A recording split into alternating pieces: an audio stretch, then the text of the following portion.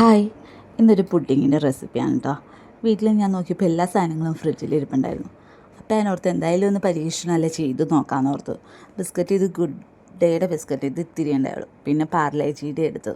ഏതെങ്കിലും ഒരു ബിസ്ക്കറ്റ് മതിയെന്ന് അവരവധി പറയണത്. വൈറ്റ് ചോക്ലേറ്റ് ഉണ്ടായിരുന്നു, മിൽക്ക് മെയ്ഡ് ഉണ്ടായിരുന്നു, ഫ്രഷ് ക്രീമും ഉണ്ടായിരുന്നു, പനീറും ഉണ്ടായിരുന്നു, എല്ലാം ഉണ്ടായിരുന്നു വീട്ടിൽ.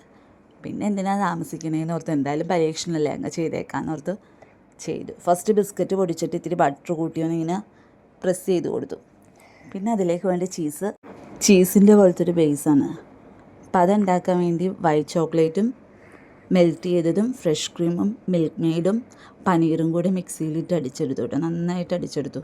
പക്ഷേ ഒരു പ്രശ്നമുണ്ട് കേട്ടോ, അതിൽ അവർ ജെലാറ്റിനോ അങ്ങനെ എന്തെങ്കിലും ഒഴിക്കണമെന്ന് പറഞ്ഞിട്ടുണ്ട്. ചൈന ഗ്രാസോ ജെലാറ്റിനോ എന്തെങ്കിലും. എൻ്റെ ഇത് രണ്ടും ഉണ്ടായില്ല. അപ്പം അതുകൊണ്ട് ആ ക്രീം അത്ര ഇങ്ങനെ മുറിച്ചെടുക്കണ പോലെ കിട്ടിയില്ല. എന്നാലും സംഭവങ്ങളാണ്. ഫ്രീസറിൽ വെച്ചിട്ട് എടുക്കുകയാണെങ്കിൽ ശരിക്കും ഐസ്ക്രീം കഴിക്കണ പോലെ തന്നെയുണ്ട്. സംഭവം എന്തായാലും അടിപൊളിയായിരുന്നു കേട്ടോ.